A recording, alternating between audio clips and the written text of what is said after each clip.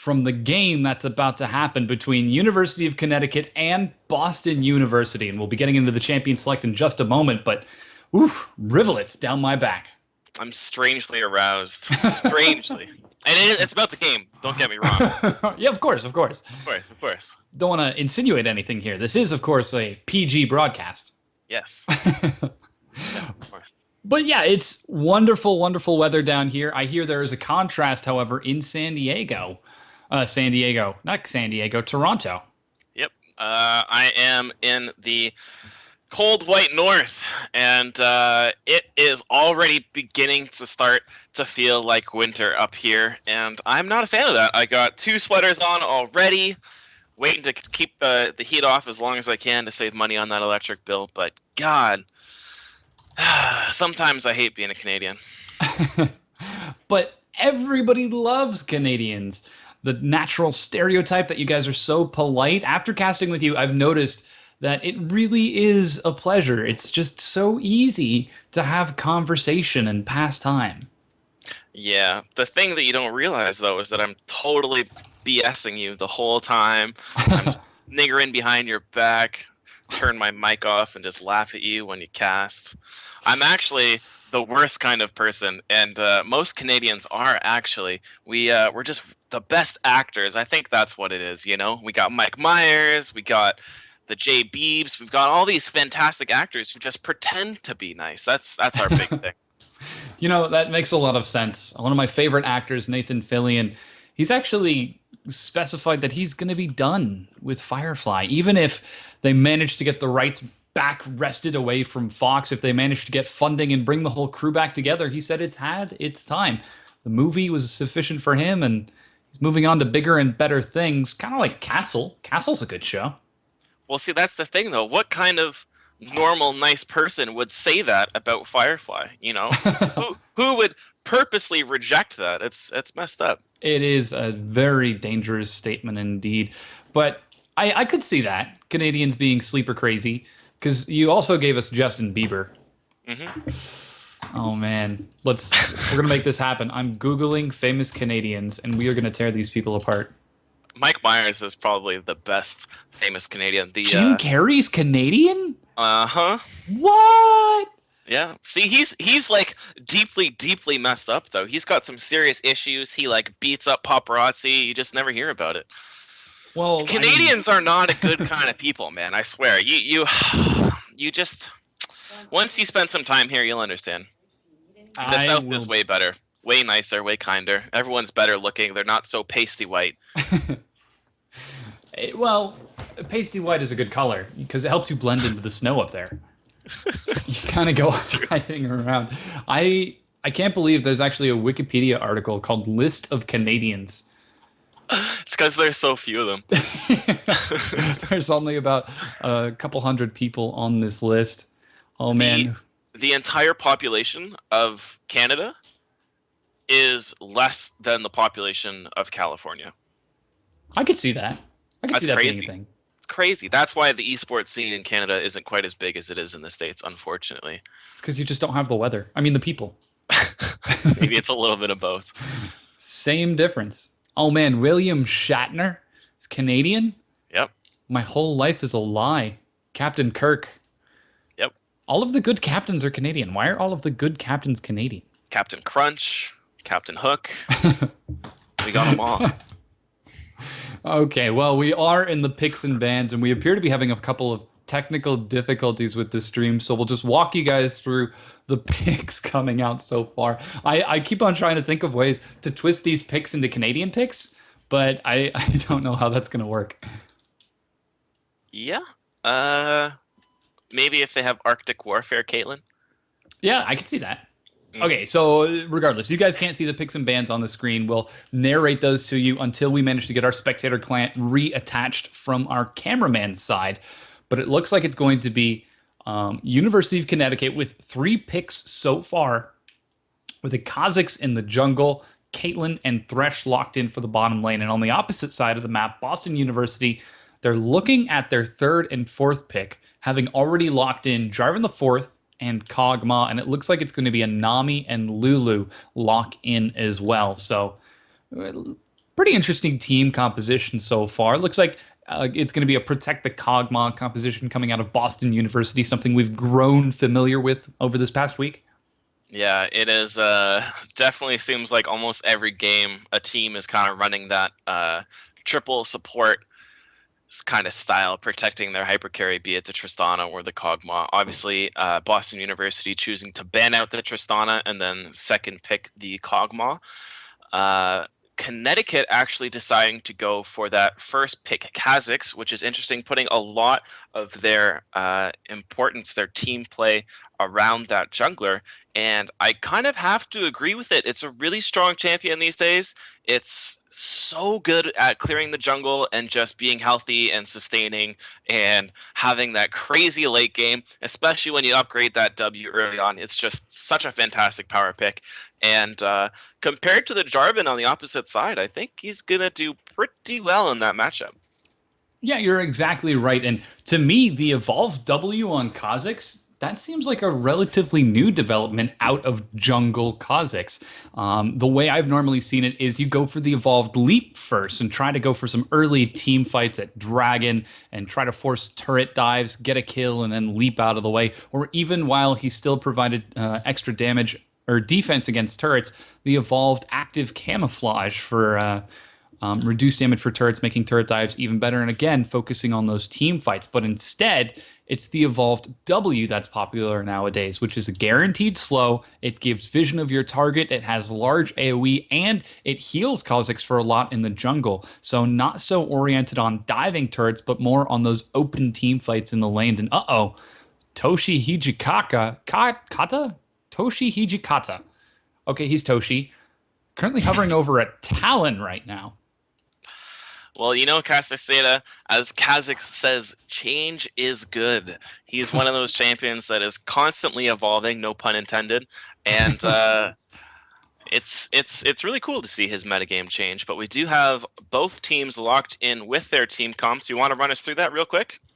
Alrighty, so on the blue side of the map, we're going to have University of Connecticut with their final picks and bans locked in. Unfortunately, not LCS order, but damn close. In the top lane is going to be Avanti on Malphite. In the jungle, Jasmine33 on Kha'Zix. Mid lane is going to be Mr. Flaccid taking long-ranged Xerath. And in the bottom lane is Enchantress Clara and T-Dollars, aka T-Money, on both Caitlyn and Thresh, respectively.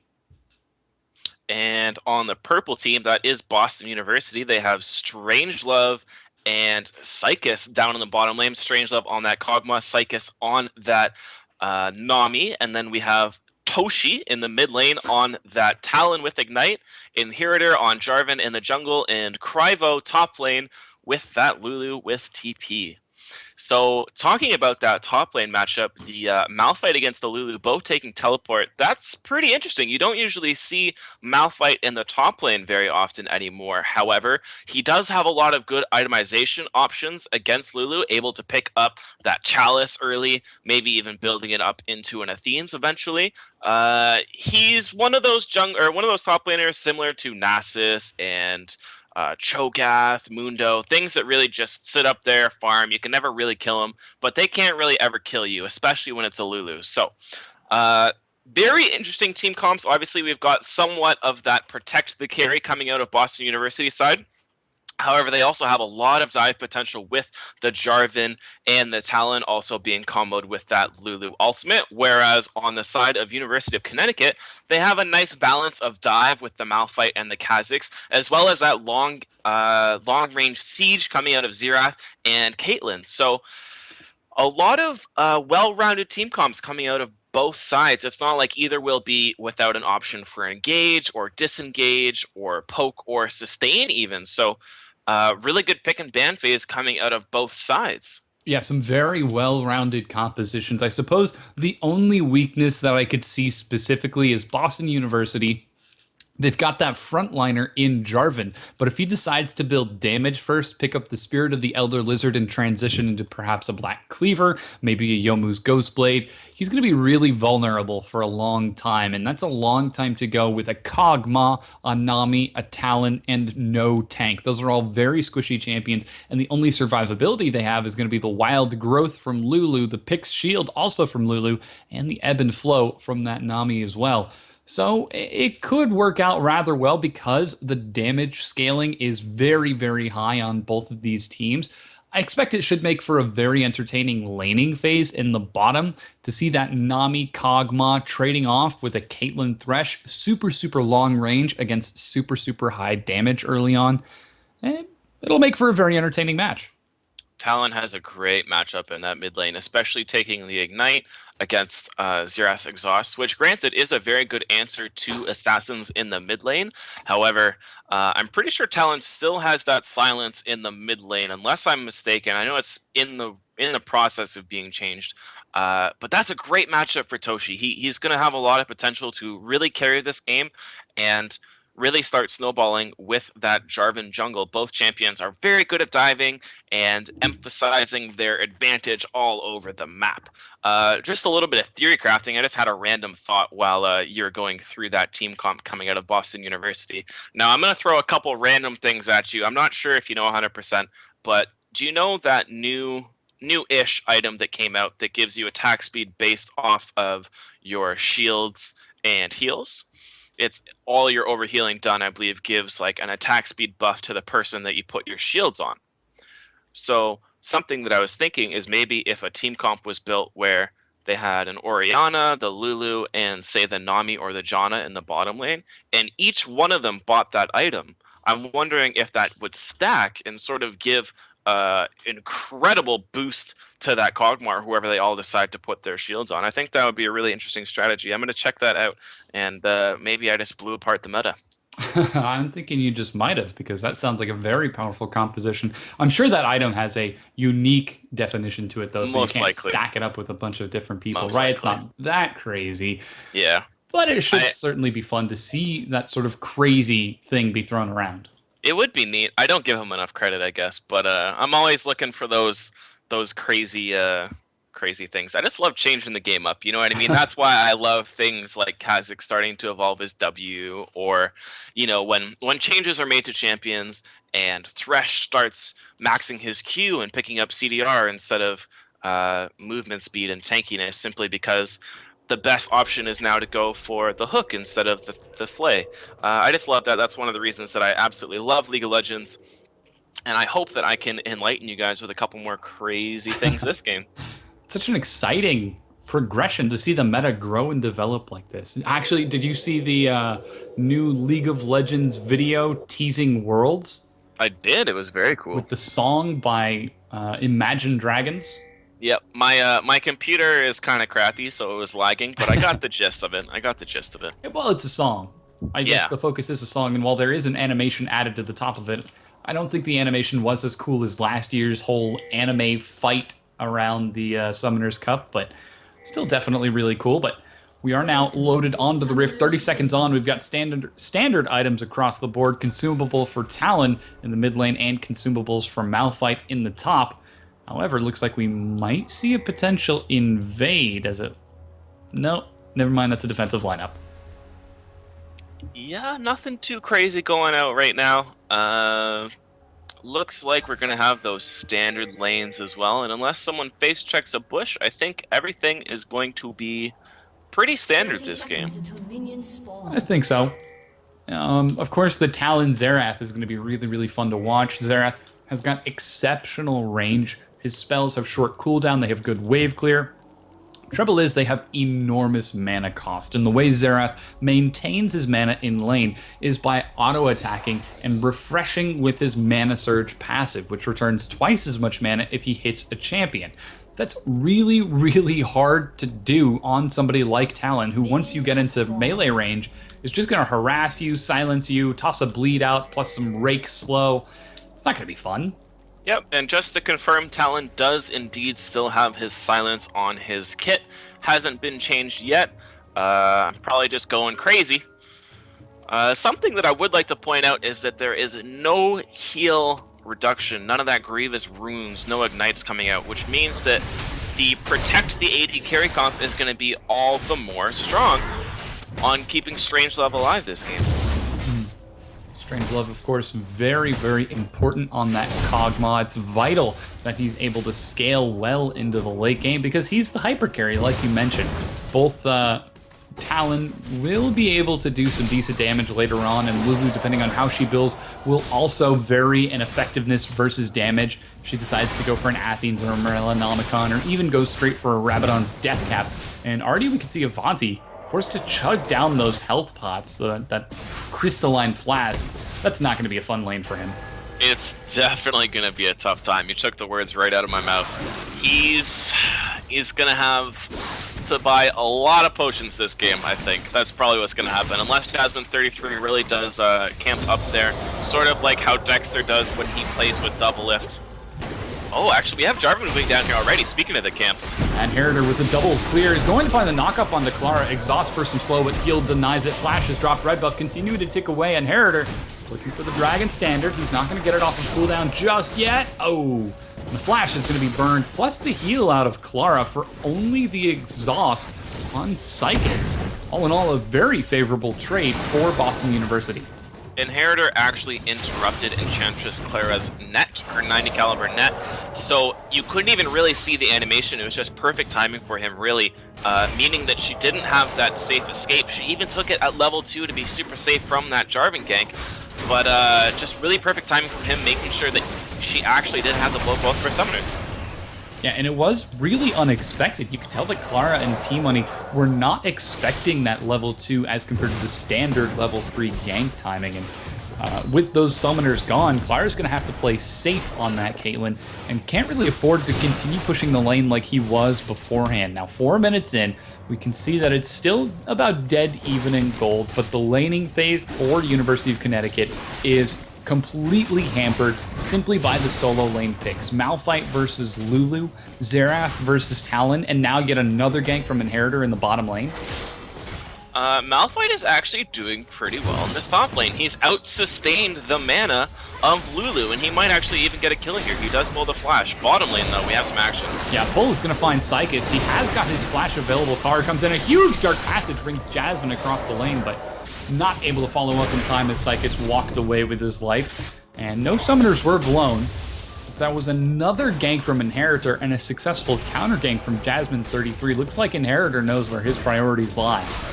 Absolutely. That is the most important person on their team, that Kog'Maw. They do need to get him going. The sooner, the better. But I really do want to give props to Avanti up there. He blew Kryvo's flash before 5 minutes, and that is not something that neither you or I expected in that top lane. Absolutely not. And right now, he's actually up 3 CS. He's able to deny a little bit of CS as he's forcing Kryvo to make his way back in the lane with a second Doran's and a Fairy Charm, neither of which will provide additional sustain or protection against that Malphite. And uh-oh, it's a very low T-Dollars and Clara in the bottom lane.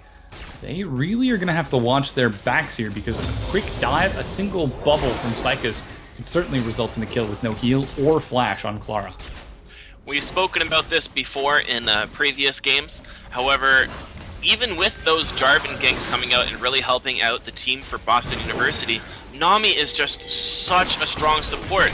Look how she can help Kog'Maw, even with his weaker early game, really put a ton of damage onto Enchantress Clara and $2 aka T-Money. They're really in a perfect spot right now, and if they can keep it up, it's only good news for Boston University. Yeah, Psychus is looking for the bubble, but he's running really low on mana. Without an ignite to be seen in that bottom lane, it's going to make for a pretty slow going. And wow, look at the damage Kryvo is taking from Avanti. Looks like Avanti maxing out that seismic shard first to try to bully Kryvo away, and he is wildly successful. No health regeneration on Kryvo outside of those health potions means he's actually having a really difficult time in that top lane, and now he does have his teleport to the lack of a teleport on Avanti, but Avanti has got his flash up as well, so it's pretty dangerous. Looks like here's another gank and counter gank coming out in the bottom lane. Inheritor is going to find Jasmine waiting in that bush. Both level 5 Jasmine using that unseen threat passive really well. And he's actually going to try to leap onto Strangelove. I'd be surprised if anything came of it. The play pulls Strangelove back. Death Sentence catches him again. There's a great tilt over Peacemaker, but it's not able to pick anything up. And here's Flaccid coming in for the roam. He is level 6, so the Rite of the Ascension, Rite of the Arcane is here. But he's not going to find anything. So lots of things being traded so far. Initially, the Jarvan can't beat a Kha'Zix when he's got that isolated passive. It doesn't happen. Kha'Zix crazy song, and now everybody moving towards this bottom lane. Krybo does have his TP up, like you said, opposed to Avanti with his down. However, both ultimates did get traded in the top lane. Nobody getting killed up there, just kind of messing with each other a little bit. Like we said earlier, no one's really going to get killed. However, Inheritor might get killed. Mr. Flaccid dropping his ulti, and the flash actually burned out. However, here's Toshi back to answer. Yeah, that's all of his skills, the slow, the stun, everything being dropped to try to find Inheritor, who successfully dodged all 3 arcane blasts. Escaped with his life, but that's his flash gone. And with Jarvan's flash, that means that whenever he commits to an engaged level 6 with his Cataclysm, it's a pretty dangerous window. Now, because of that recall, we can see Jasmine 33 is trying to be hyper-aggressive, going for a quick invade, but Toshi is in a position to try to contest him for it, so let's see if Jasmine is going to try to get this steal off in time. Here's Kryvo as well. This is such an interesting game. It's dead even, but there are so many motions and rotations going on in the map. That's one rotation from the mid lane. We've seen 3 or 4 ganks happen already. Such an intense back and forth. It's really great to see the kind of objective control coming out of both teams, really putting their focus on messing with each other early. They want to push each other and see what they can get for free, what kind of trades they can come out ahead on top of. And Toshi in the mid lane is actually in a really good spot to make that happen. He's level 6, he's pretty much even on CS with Mr. Flaccid, who obviously has that early game advantage. However, Mr. Flaccid doesn't have his exhaust anymore, and Toshi having his ultimate up is going to really give him quite the advantage in terms of kill pressure in that mid lane. Again, in the top lane, we see Avanti and Kaigo trading. He goes in, too, with that ultimate pop. Yeah, here's Jasmine looking for some more action onto Kryvo. He's going to be able to get the slow evolve W, means he gets vision. The slow goes down. First blood picked up by Jasmine on Kha'Zix in the top lane. And that is the second time that Kryvo has had his flash burned up in that top lane. Really, really great play coming out of Avanti, able to capitalize on his advantage early game and really turn things around for his team. Oh, here's Inheritor finds T-Dollar in the bottom lane. He gets absolutely dropped. Still gonna stand though. The Cataclysm locks him down afterwards. Tilt over Peacemaker for flavor, but that's not gonna succeed. Oh, so unfortunate that he wasn't able to find that ward in the bush in time. And Inheritor with some excellent timing. The ace in the hole did find Strangelove. Rite of the Arcane could look for a snipe if Mr. Flaccid is feeling lucky. But no. Yeah, and I think that was the best play that Enchantress Clara could have done here. However, in the mid lane, again, another gank. Ooh, Flash is dropped from Flaccid as Inheritor is all over the place this match. Jasmine 33 coming down for a second gank into the bottom lane. He's going to look to collapse onto Strangelove, who's low. Doesn't have the active camouflage, but he's got leap. He's going to find an isolated Strangelove. Doesn't. Oh, he does barely land the slow, but Exhaust denies his own chase as well. Bubble keeps him out of range. Clara taking some damage from the minions, and ooh, that Bio-Arcane barrage so close. And Rite of the Arcane gets one hit on the Strangelove, but can't get in range for the next one. Wow, these guys are so focused on getting rotations on each other that they're hardly even paying attention to farming. Yeah, the CS is quite low this game, you're correct. Nobody breaking even near the 100 CS mark at this point. And I'd like to point out how calm Sycus was during that gank. He did have his flash up, did have his ultimate up, and even though he didn't have the mana for his ultimate, he played it smart, he played it safe, didn't need to blow any other summoners, just the exhaust, and even though a little bit of a greedy stay coming out of Boston University, they get away with it for free, so not bad at all. I am really excited to see who decides to contest that dragon first, because both teams seem pretty bloodthirsty at that point, and at this point, both teleports are up. Crivo looking like he wants to start making his way down there. Maybe we're going to see a team fight around Dragon pretty soon. I'd love to see Crivo make his way down there and then teleport back to the top lane after a successful or even unsuccessful fight. That just shows that he's thinking a step ahead of Avanti. If Avanti teleports down, he'll fight it out, then run away from Avanti and try to put some pressure onto that top turret. But instead, he's going to back away and the Dragon will not be contested for the time being. Inheritor is still waiting on that bottom half of the map for yet another gank. Man, these guys are bloodthirsty. 12 minutes in, it's 1-1, about dead even in gold, maybe a 250 gold lead in favor of Boston University. Teleport coming in, Avanti looking for Psychus. The bubble immediately catches him, but Psychus is going to be locked down by the death sentence. He could turn it around onto Clara with some damage from the aquatic empowerment, but he doesn't get it. Crivo manages to get a big glitter lance, but no follow-up. Means Clara escaped for now. Here's another flank coming out of Xerath. Mr. Placid almost got the cooldown on the right of the arcane. He's going to come in. Ace in the hole goes down. Flash knockup is going to find Strangelove. Stun continues to keep him locked down. Descent pulls him back, and no matter how much protection you throw at this guy, he is CC'd to death. It's a little bit unfortunate for Boston U. They should have known that... Oh, the hook missing, unfortunately. They should have known that Kog'Maw's flash was down, and that is where the attention would be forced, especially with that Dragon ready to be contested. Crivo's caught.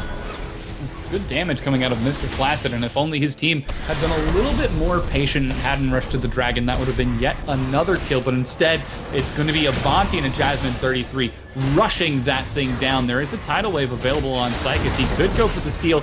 It happened to me in a ranked game yesterday. I was not happy. But let's see if Psychus is going to go in. And no, he's not even going to waste his ultimate. Instead, just tries to get that thing on a timer so he can see when it was destroyed and when he should know to start grouping up again. That is pretty funny. Last night, I was also playing ranked, and I was jungling Kha'Zix and got a Dragon stolen from me by a Leona ult. So I know that feel, bro. It's not nice. And then your team was like, oh, you should work on your smites. You're so bad. Get out of the jungle. What are you doing? Ugh. Nope. I was actually carrying pretty hard. It was just that one smite. So, I mean, I don't know what you're dealing with in ranked, but I don't get that ever. You're crazy. I'm apparently, I'm Dirt 3, and it's ELO hell. Dante Alighieri should write an epic poem about ELO hell. I don't know who that is, but it does sound epic. He wrote the Inferno. Ooh. Dante's Inferno. I do know that. That is the Dante. He should write one about ELO hell. I like it. In the classic Latin. Yep. Go rather well, but again, this isn't what's going on in this game. It's 14 minutes in, a 2,000 gold lead in favor of UConn, as they're continuing to try to press their advantage. It's dead even in farm in this mid lane. Got a 20 CS lead in favor of Crivo, but that's made up for by the kill and assist. An invade is happening out from Inheritor. He's not going to get the Dragon Slide. Looks like he might be able to get out of here. Yes, he is, but the red buff ticking away with the Elder Lizard. That's going to give Jasmine another kill under his belt while Crivo is being collapsed upon once again. He does have a wild growth, but Jasmine isn't going to let him get out of there. It's another kill going out to UConn. Yeah, so basically, Boston U, if they stop fighting, I can talk about this. Oh, in the bottom lane. Strangelove taking a lot of damage. Descent pulls him back into the box, side away for the 9. Clara, the ace in the hole was already initiated, and with the 90 caliber net going down, and oh, even with the reset on the ace in the hole because it got knocked up by the tidal wave. That works too. Very, very close to being a double kill, and Xerath unfortunately not able to move over there and help his teammates pick that kill up, unfortunately. So what I really want to say about this game is that University of Connecticut has done so well at moving around the map, really capitalizing on whose summoner spells are down, really taking advantage of what their team comp can offer, and University of Boston is really close to being the answer back every time, but a little bit of miscommunication and unpreparedness is really holding them back this game. Sure, their lanes have opportunities. Toshi can totally still kill Mr. Flaccid, but it's just not enough at this point. So I think at this point in the game, unless they can get that Kog'Maw, it could be a slow bleed for them. So it is really going to come down to, like we said, their comp is based around that Kog'Maw. They got to put some more focus onto him.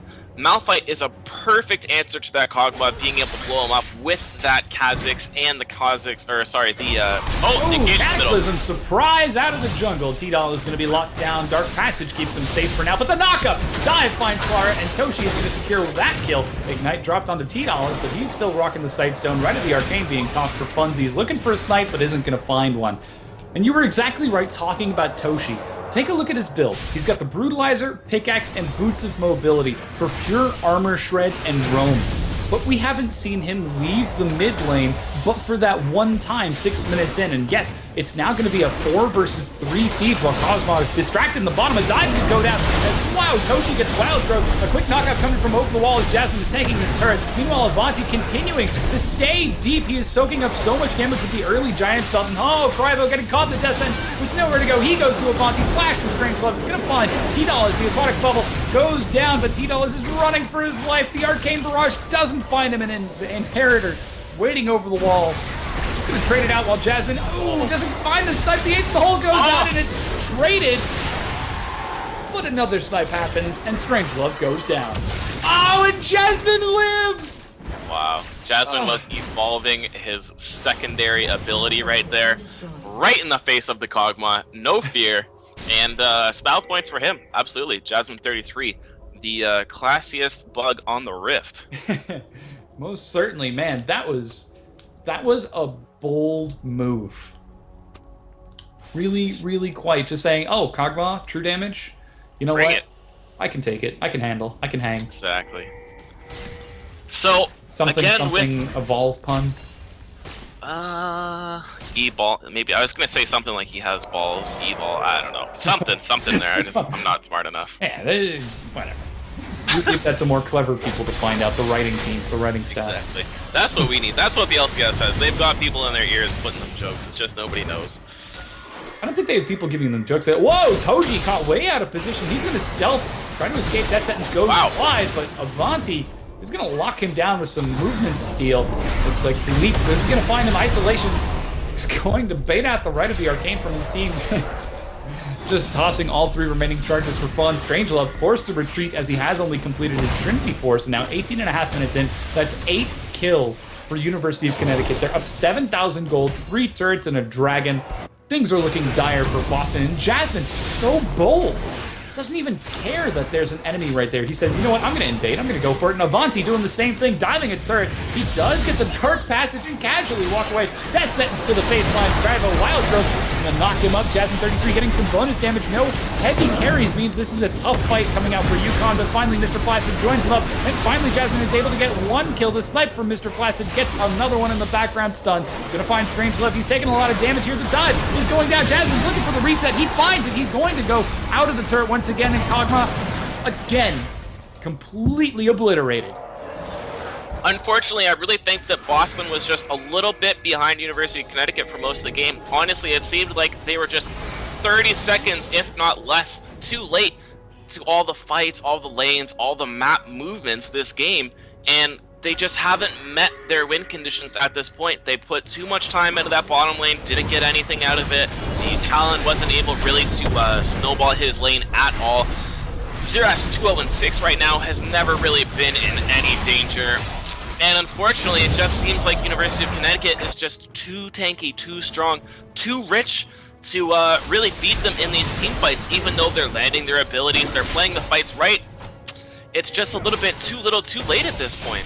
Yeah, you're exactly right, and it's now 20 minutes into the game as I say that, with a 10,000 gold lead in favor of UConn. Clara gets caught out here. He's going to be destroyed by Toshi, who's finally getting a kill under his belt. He's sitting at 2-2-1 right now with a Tiamat Brutalizer for that burst assassination style build, but that's the first successful assassination I've seen him make all game. Now, I did say Boston was about 30 seconds behind, but I think Clara was about 30 seconds ahead of her team. They're all alone in the opponent's jungle, and not the smartest move by her, but I think they'll be okay. They've got the wave clear coming out of the Xerath in the mid lane, and I think they'll be able to survive for the next couple minutes at least. Yeah, and now that Clara has recalled, she's added a Zeal and an Infinity Edge to her build, so that's going to be a lot of damage. Inheritor gonna have to run for his life here while Crybo splitting off to the top lane, but here comes a potential invade attempt as Avanti has got the unstoppable force, and you could say that that ultimate roughly represents University of Connecticut, as they're not slowing down for anything. He's looking for Toshi. Isn't going to find it, and the split push in the mid lane means this turret is under siege. And with that Magic Pen and the level 2 ultimate coming out of Avanti, he's looking for a dive. He's going to do a ton of damage. The kill potential underneath the tower is huge for University of Connecticut. They have the range, they have the dive, and they have the disengage coming out of Thresh. So I want to see how explosive this next dive is, and it really will be the only opportunity that Boston has to make a comeback. If it goes wrong, this is what they need to do. Disrespect. Oh, that was matched up perfectly with you as well, because if it goes wrong, you will lose.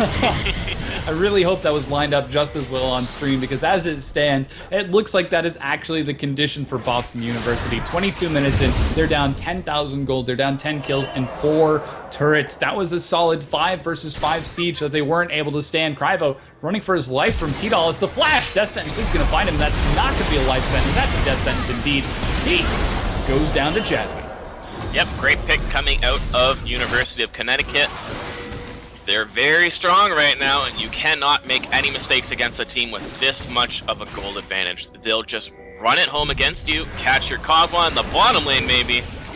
And the death sentence is tossed. It's not going to find him. Right at the Arcane is prepared as well, being once again tossed out just for fun, and it looks like the tidal wave is going to keep Inheritor alive for now, but he drops to the Peacemaker from Clara. The stun finds Strangelove. Flash comes in. Clara ace in the hole while under the turret gets body blocked, so he's still alive, but that Nami again going hero mode to try to save her carry. Toshi with the assassination is going to bring Clara down, but too little too late. His carry is at such low health, he cannot contest this. Kryvo finally rejoining with the rest of his team, but another turret falls for only Clara, plus 3 kills, and Avanti, the tank of the team, is strong enough to zone out your carries. That does not bode well for Boston.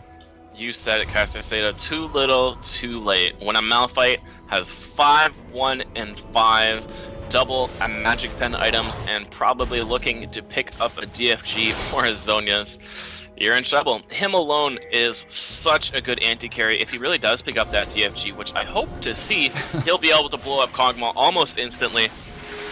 And you got Xerath in the back, who's so safe this entire game. And especially now that the Summoner spells are down for Strangelove, they're down for almost everyone on the team except for Sycus and Kryvo. Like I said before, I think there's going to be an explosive dive underneath one of the towers, and it's not looking good for University of Boston. They're going to have to play it perfectly. You know, we've already been seeing those explosive dives. Look at this. The flash burned out of Kryvo, about the slowly ticking away.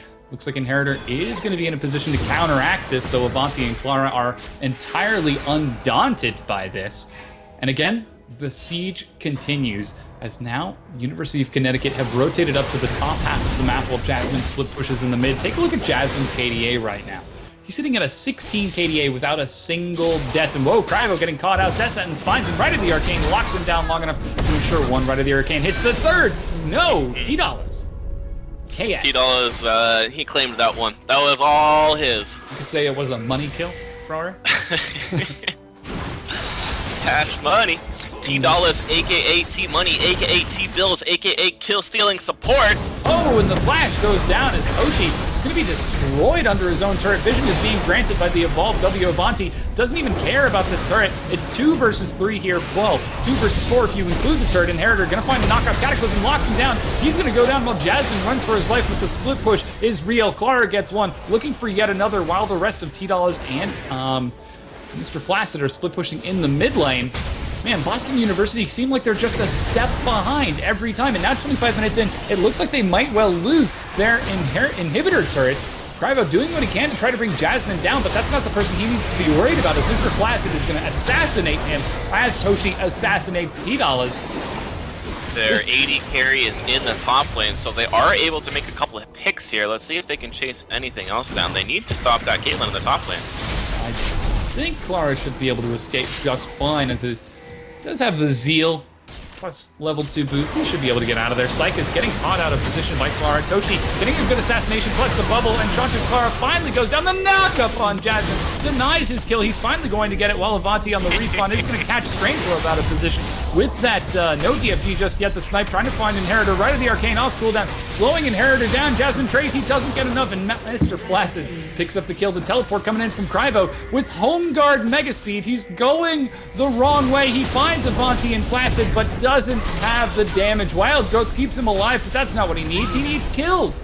And the ace is picked up by Flaccid 26 minutes in.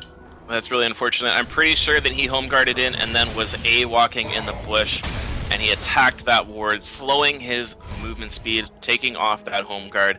Just really unfortunate. Kryvo actually 0-8 at this point in the game, so not his best game. I think Boston University actually really messed up in the picks and bans. In terms of team comp, it's not that bad. It's just giving University of Connecticut their preferred champions, T-Dollars on that Thresh, Clara on the Caitlyn, Jasmine on the Kha'Zix, and even Mr. Flaccid on that Xerath. These are all champions we've seen them play in previous games in the NLCS.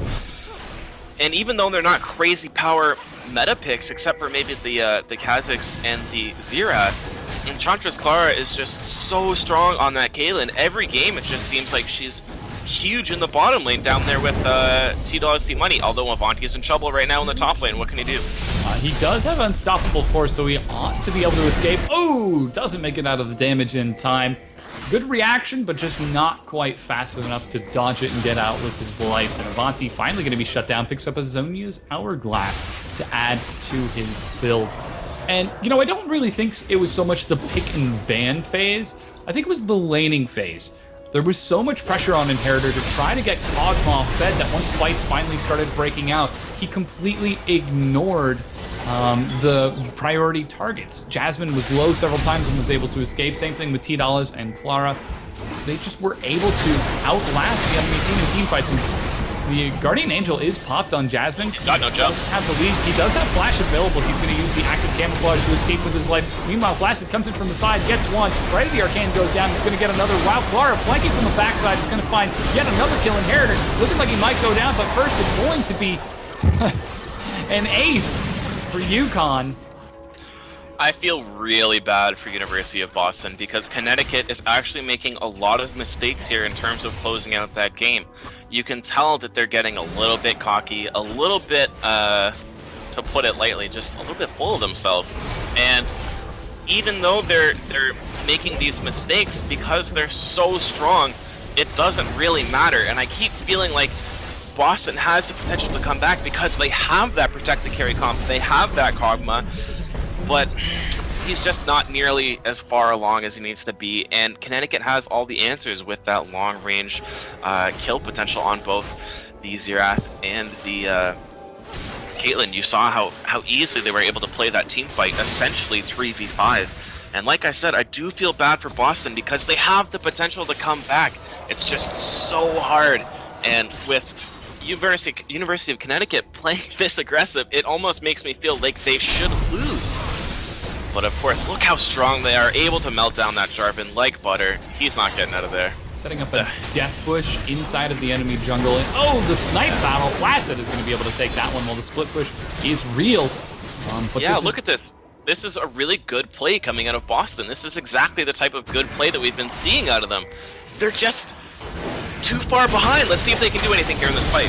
Toshi going to be able to successfully assassinate Jasmine 33, but split off from the rest of his team. That leaves Avanti to bait out the Zhonya's. Kryvo going to have to be careful here. Flash goes down. The silence is not enough. Flash dodges the damage from Flaccid. He's on the wrong side of the wall. Doesn't have the flash. Has got exhaust. Tidal Wave keeps him locked down while Strangelove is going to pick it up. Toshi is going to bleed onto Avanti. Is not going to be able to secure the kill, however. And Avanti, T-Money, and Clara on their own are going to be able to survive from the rest of UConn's pressure. But here's T-Money trying to find Sycus. The death sentence tossed mid-slow. And look at the damage over the wall. Clara is completely undaunted. Avanti with the flank is going to be able to secure the kill, but Strangelove, the sole survivor for his team with Kryvo, running for their veritable lives. It's now 30.5 minutes into the game. That's an 18,000 gold difference. Kryvo caught in the death sentence, but here's the flank coming around from Inheritor. He's tanky, but the Flay denies the knockup. Look at the plays from these guys. It's honestly bugging me a little bit because they're doing so many aggressive things without sight, without vision control. They're just outplaying University of Boston with their superior mechanics and superior items. And it's the disrespect. You see the banner of command coming out, things like that. And they're just not being able to be punished hard enough. It's such cocky and aggressive play coming out of Connecticut, but they're making it work. They really are. It's 31 minutes in, 18,000 gold deficit. You are University of Boston, Boston University. What are you thinking right now? What can you do to get yourself back into this game? You really need to ward up your jungle, and you need to do it safely as a team. You can't keep losing your summoner spells. For example, the exhaust and the flash down on Psychus. He needs that up to be able to protect his Kog'Maw. If there's a Thresh Hook, he can't get hit by it. And they keep getting caught over and over and over in their jungle because they're going one by one in there. And sure, they're getting a pick here and there, but at the end of the day, they need their Kog'Maw to be strong. They need their Lulu to be able to keep them alive, and they need to capitalize on a dive. Psychus, again, no flash, caught out. That's exactly what they can't have happen. Double teleport onto the Banner of Command minion, who's going to be able to bring the turret down. Dive is going to happen. Kryvo almost instantly destroyed. Inheritor running for his life, tries to Cataclysm back in for something, anything. He's going to be able to get a revenge kill on Jasmine 33, but at the cost of the rest of his team's life. The only surviving member is Talon coming in from behind, and he drops the almost dodges the stun. He's able to pick up one, but is going to be traded for Clara. The ace happens, and the Banner of Command minion plus the super minions are continuing to pressure forward onto the Nexus starts. This could be the end of the match. Though Psychus is going to be up in just a moment. Does have his tidal wave available, and Kryvo has actually left the game. So I think this might be it. Yeah, it looks like it will be a GG to University of Connecticut, and we saw at the end there in that team fight, it's just unfortunately they don't really have the opportunity to make a reply to the aggression coming out of University of Connecticut. So good game by them. I really like a couple things they did, including the double war mogs, the Banner of Command, the Zonias on the Malphite. A lot of cutesy things there that not trolly, but definitely a little bit cocky, and it's always nice to see that. It's fun, and it adds a little bit of personality to their team. So really great game, and I'd like to pass it back over to you so you can let us know what's going on for the rest of the night. Yeah, so again, this is the National League of Legends Collegiate Series. Later on, we are going to be seeing San Jose State University's Gold team taking on Cal Poly at San Luis Obispo. That's going to start happening at about 9 p.m. Pacific. That's going to be midnight Eastern. As for this game here between University of Connecticut and Boston University, UConn took a very convincing win after about 33 minutes of gameplay with some absolutely killer KDAs. T-Doll is finishing it off with a 13 KDA. Jasmine 33 rocking something similar. Same thing from Mr. Flaccid, a 14 KDA. Some big plays all around. But I think that is going to be it for us for now. We're going to go ahead and play some advertisements on the channel before we prepare for our next game at 9 p.m. Muskie, you got anything to say? Just that I really think teams need to start looking a little bit closer at their opponents. There's definitely some power picks here, and I'd like to see them do a little bit more research so we can see them banning out things like Clara's Caitlyn or Jasmine's Kha'Zix. Other than that, it's always a pleasure to cast with you, especially these high-level collegiate games. Always fun to see. And pleasure, like I said, pleasure to cast with you. I think both you guys should check us out on Twitter. I'm at MuskieBad and Caster Seda is at Caster Seda. We always appreciate doing these collegiate games, and obviously check out NLCS, the NCSPA as well on Twitter. And yeah, that's it. All right, ladies and gentlemen, thank you so very much for tuning in. Muskie said it all perfectly and succinctly. Be sure to come back later at 9 to see San Jose State University take on Cal Poly at San Luis Obispo. But for now, that's it from the NCSPA. Thanks for watching.